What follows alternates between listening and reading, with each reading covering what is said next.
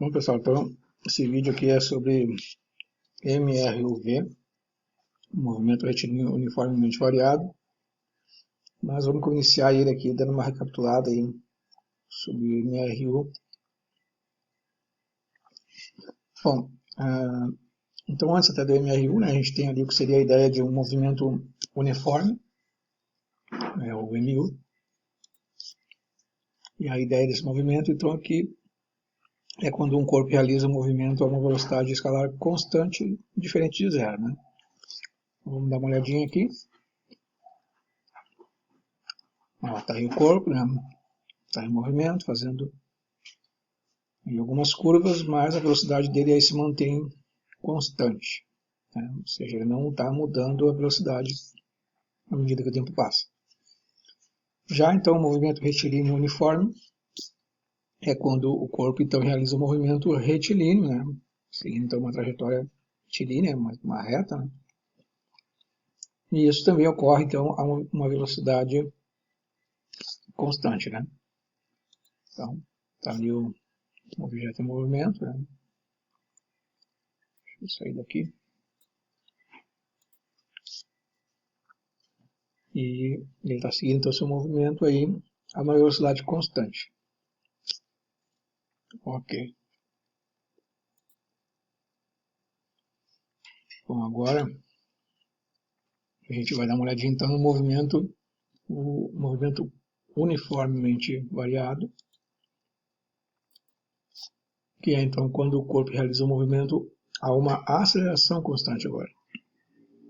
Então antes lá no movimento uniforme, nós tínhamos um movimento numa velocidade constante. Agora o que está sendo constante aqui, né, o que está num valor fixo aí, é a aceleração.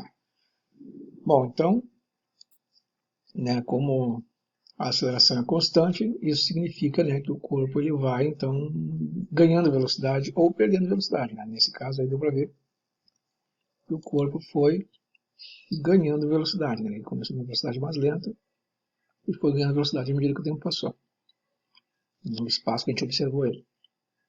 Então, a grande sacada aqui é que essa aceleração ela vai ter um valor fixo, né? E a velocidade, a gente consegue então já enxergar que a velocidade final vai ser diferente da velocidade inicial, né?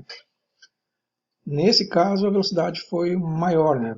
Afinal, no caso, estava maior do que a velocidade de início. Mas a gente pode pegar uma situação inversa, a gente pode pegar uma situação onde o corpo já vem com uma certa velocidade e essa velocidade vai diminuindo ao medida que o tempo passa. Isso também, se acontecer no caso, seria uma desaceleração do corpo, né? Se essa desaceleração também for um valor constante, também é um movimento uniforme. Bom, e aí no caso, para ser caracterizado como um movimento retilíneo uniformemente variado, o que a gente tem que ter aqui é, no caso, um movimento retilíneo, né, seguindo então uma trajetória retilínea, mas também numa aceleração constante, né, num valor que não vai mudar. Então a gente tem ali o corpo, né, ganhando velocidade novamente, mas mantendo agora uma trajetória retilínea. Tá? Bom, vamos agora, aqui a gente vai fazer um comparativo aí. Não tem onde me enfiar aqui. Bom, vou sair fora.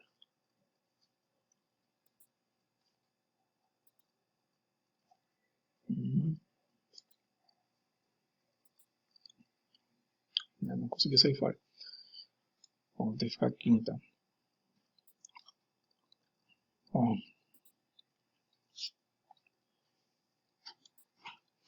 ó, temos aí o corpo ali em cima seguindo uma trajetória retilínea, né, no movimento uniforme. Então ali é um corpo em MRU. E agora nós temos aí um corpo também em MRUV, né, seguindo então o movimento retilíneo uniformemente variado. Nesse caso ele está ganhando velocidade, está acelerando. Então, percebam, né, que enquanto o corpo lá de cima sempre segue, né, numa mesma velocidade, o corpo de baixo ele vai aumentando a velocidade à medida que o tempo passa. Né? Lembrando, mais uma vez, né, que A situação pode ser também, em vez de ele ganhar velocidade à medida que o tempo passa, ele podia estar perdendo velocidade à medida que o tempo passa. Também seria retilíneo uniformemente variado, desde que essa desaceleração daí fosse constante. Ok.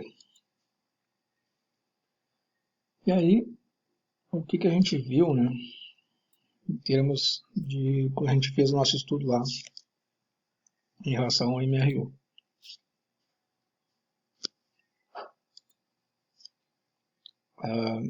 A gente considerava então, né, que existia um instante T0, onde a gente considerava esse instante o início da nossa observação. Nesse instante T0, então, o corpo estava numa posição inicial que a gente chama de S0. A gente sabia que a velocidade seria constante, né? E quando o corpo então seguisse a sua trajetória, né, no instante final da observação, o instante que a gente chama de instante T, o corpo estaria então numa outra posição, né, na posição final da nossa observação, e essa posição a gente chama de S. Então está aí o corpo, né, seguindo a sua trajetória, tendo saído lá do instante T0, posição S0, seguindo em velocidade constante até o ponto que a gente finaliza a observação no instante T, posição final S. Olha, o que nós vimos, né, em relação a isso, né? Então viria aquela pergunta, né? Tá, e o que posso saber a partir dessas informações, né? Deixa eu sair daqui. Ora, veja que se você sabe a distância que vai percorrer, podemos saber o tempo necessário que isso irá levar. Ou podemos saber que a distância que se atinge após certo tempo, ou podemos saber a distância, né, que se atinge após certo tempo de movimento. Então, são duas coisas aí que a gente pode estar determinando, né, a partir desse estudo. Se a gente conhece uma distância que vai ser percorrida, a gente pode prever o tempo, né, que a gente levaria para concluir esse deslocamento. Do mesmo modo, né, que a gente pode também determinar a distância que a gente vai ter, por exemplo, percorrido, passado um certo tempo de movimento. Então, por exemplo, se o caminho da minha casa até a escola, né, e eu faço aí um movimento, vamos dizer que eu vou seguir caminhando sempre numa mesma velocidade, então se meu movimento vai ser seguindo uma mesma velocidade, né, uma velocidade constante, supondo aí que esse movimento vai ser uma trajetória retilínea, né, como se eu pudesse ir daqui até a escola, né, sem ter que desviar de nada, né, sempre em linha reta. Então eu estaria fazendo um movimento retilíneo a uma velocidade constante. Então, mesmo que eu não saiba, né, a distância que seria da minha casa até a escola, né, mas se eu conhecer a minha velocidade, né, se eu tiver informação de qual é a velocidade que eu exerço quando eu estou caminhando, eu saberia, por exemplo, então dizer, né, com uma certa precisão, a distância da minha casa até a escola, desde que eu controlasse então o tempo, né, e me mantesse naquele meu passo padrão, vamos dizer assim, né, seguindo sempre na mesma passada, sem acelerar, sem reduzir a minha caminhada, mantendo a minha caminhada então no ritmo constante, né, ou seja, eu ia estar nessa velocidade constante. Poderia então chegar aí num valor de distância, conhecendo o tempo que eu teria levado para chegar até lá.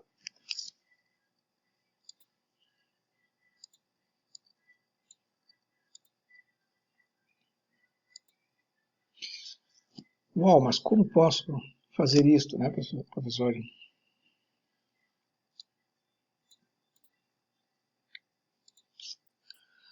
Ora, basta então que você utilize a equação horária da posição, que é aquilo que nós vimos, né, que era o S igual a S0 mais VT. Né? Então, se eu conheço a posição inicial, conheço a velocidade que eu vou andar, passado um certo tempo, eu sei quanto quanto foi o meu deslocamento, né? Qual o valor final do S.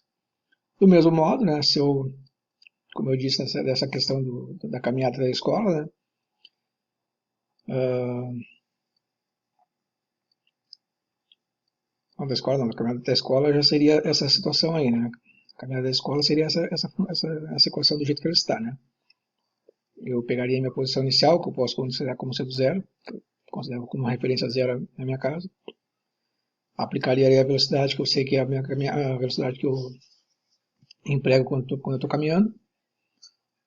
E aí, depois que eu ia medir o tempo, né? Quando eu chegasse, tivesse o valor da informação do tempo, eu ia colocar na equação e ia encontrar, então, a distância até a escola. E naquela situação de cima lá, né? De saber, de determinar, por exemplo, a distância, que conhecendo, na verdade, a distância que eu vou percorrer, né? Saber quanto tempo eu levaria. Então, eu estaria interessado em conhecer o tempo, né? A partir da distância percorrida. Aí eu teria que isolar o t ali, né, nessa equação, né? Eu posso usar essa equação também, mas eu tenho que isolar o t, né? Então tem que fazer uma transformação ali na equação. Bom, seguindo então o nosso diálogo aqui, né? Diálogo não, né? É todo um monólogo, né? Tá falando sozinho aqui, né? Mas enfim, dando sequência no nosso estudo. Então, quais, né, as relações agora que a gente tem que estabelecer aí em relação ao MR e o V, né? Então, na definição a gente já viu ali que é um movimento retilíneo, aceleração constante. A gente vai considerar também então o instante t0 como o instante inicial da observação. Existe então um S0, que é a posição inicial do movimento. E agora a velocidade inicial, ela não é mais, na verdade agora nós temos então uma velocidade inicial, né? Porque a gente tem que ter uma velocidade inicial agora, porque a gente já sabe que no movimento retilíneo uniformemente variado, a aceleração aqui é constante e a velocidade não, né? A velocidade então ou ela cresce ou ela decresce. O que a gente sabe que é constante é justamente a aceleração. A aceleração é que vai se manter sempre no mesmo valor. Então, a gente tem aí o movimento no corpo, né, ganhando, nesse caso, ganhando velocidade. Quando ele chegou no instante t ali, que a gente finalizou a observação, que a gente chama de simplesmente t ali, né? A gente tem então a posição final ali, que a gente chama de S. E a gente vai ter então também agora um novo valor de velocidade, né?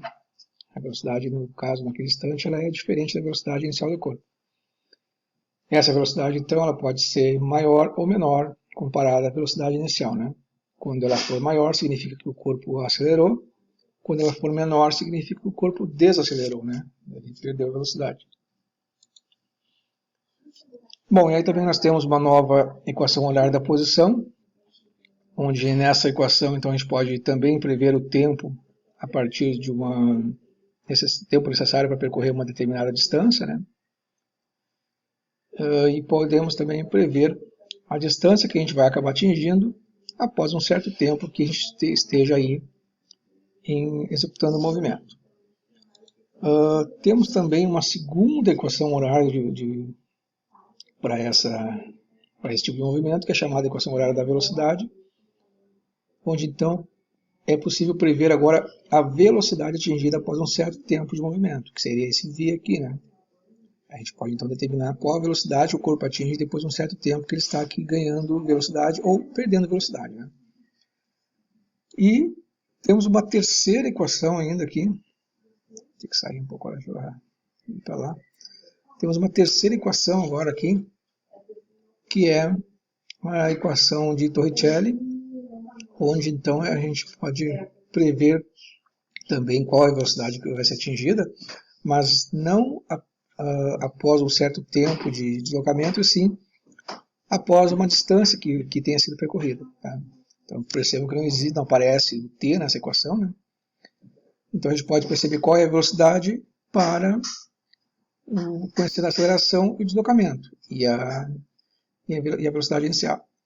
Diferente da equação de cima, que também a gente encontraria a velocidade, porém aqui a gente precisaria conhecer o tempo, né? Não precisa conhecer a distância percorrida, mas precisa conhecer o tempo. Então, na verdade, a necessidade é que vai definir qual das equações a gente utilizaria.